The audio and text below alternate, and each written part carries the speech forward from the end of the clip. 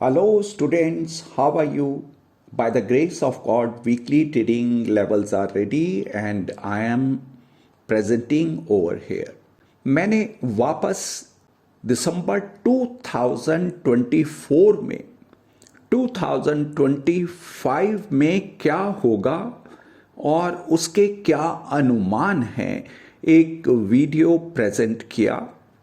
और आज मैं जब उसको वर्ष के 4 महीने बीत जाने के बाद सुना तो एक बहुत सेटिस्फैक्शन हुई कि जो एनालाइज किया गया था कि क्या 2025 में हो सकता है वो अभी तक एकदम सटीक रूप से, प्रमाणिक रूप से सही होता हुआ दिखा।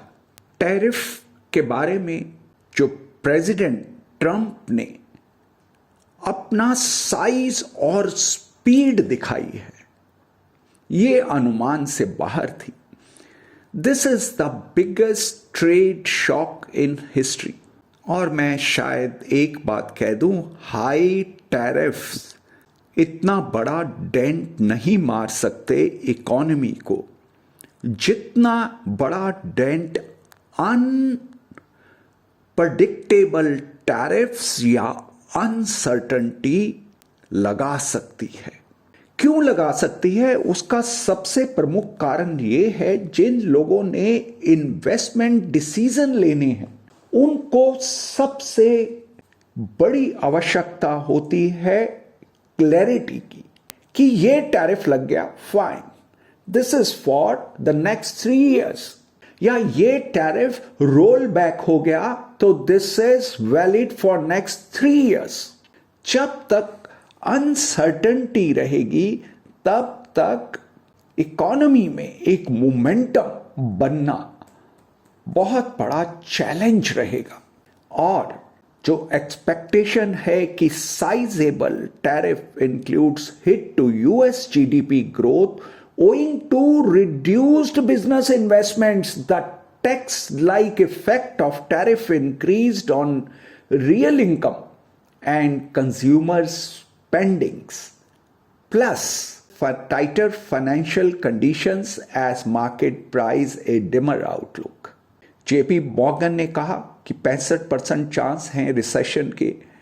अगर आज का एनवायरनमेंट को एनालाइज किया जाए तो शायद ये प्रोबेबिलिटी में नॉट बी 65 तो 35-40% तो अवश्य है, इससे डिनायल नहीं किया जा सकता।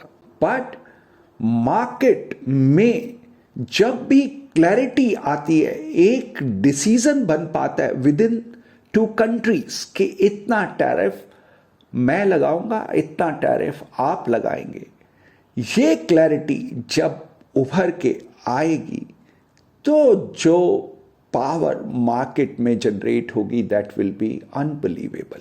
बट अभी फिर भी मैं कहूं there is no reason the trade policies the administration is pursuing would need to cause a recession. But जो सबसे बड़ा प्रॉब्लम है that is lack of communication around the implementation of the shifts in tariff policy, which is understandably frustrating। और administration ने बहुत helpful steps लिए हैं to correct it and which should continue to resolve any uncertainty. And if it happens then I think investment decisions will be able to take place। और ये बहुत मज़ेदार बात रही जो अप्रैल और मार्च में जो डेट्स दी गई थी, 4 मार्च, 25 मार्च, 7 अप्रैल और 21-24 अप्रैल, वो सब एकदम सटीक रूप से काम की। मैं आप सबसे और जो मेरा सबसे प्राथमिक कार्य करने की एडवाइस है that is the problem between Europe and America should be resolved immediately.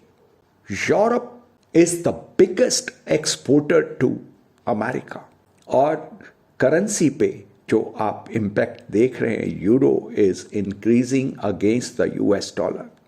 If there is going to be less business between Europe and America, that will be the biggest hit.